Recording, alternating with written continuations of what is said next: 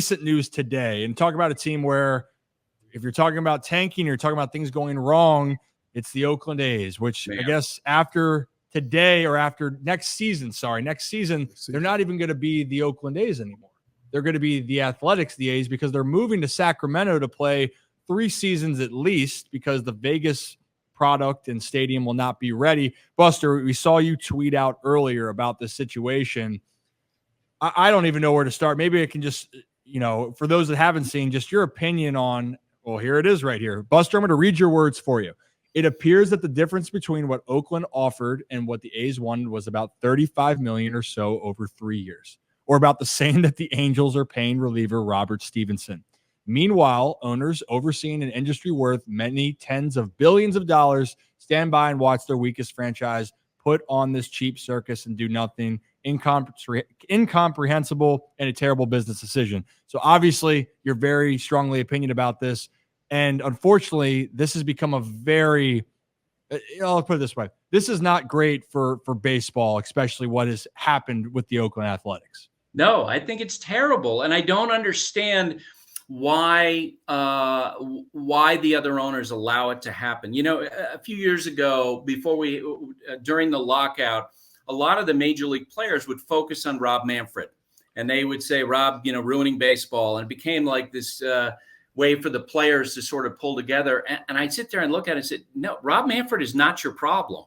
It's the owners right now. And I've always thought of the baseball owners as being this loose confederacy of 30 private businesses rather than this great, cohesive unit. Because you would think at some point the other owners would go, look, this is not worthy of our product. What you are signaling now is that you're going to be tanking. You've been tanking for 2 years, and you're borrowing on the competitive integrity of all of us. And now you're signaling you're going to put a substandard product, charge major league prices to fans. This should not stand. And meanwhile, the other owners, and they should, part of the incentive for changing is not only to have a standard for your industry, but they want to get 2 expansion teams sooner rather than later. And until this mess is taken care of, they really can't do that. And my question, I'm not smart enough business-wise to answer this, but is allowing the A's to do what they are doing, will that depreciate the potential value of any expansion franchises?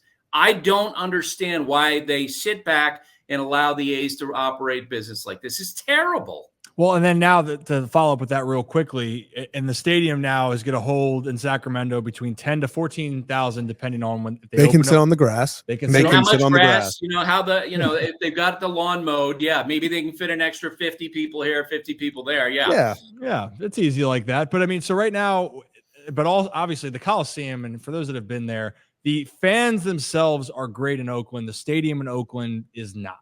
So with the few amount of fans that consistently go out there, is this a model right now? Are they going to get, even in your opinion, a lot of support going to Sacramento? I'm sure if you want to go see a big league game, there's going to be teams coming in there that players you want to see.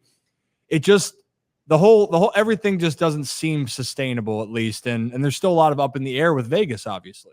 Yeah, I think they can sustain it. And I do think they'll get a lot of support because, if you live in the Sacramento area, you get a chance to go watch major league players and, it's like going to see them at a little league field, and you're going to be up close and personal. It's part of the reason why people like going to spring training games.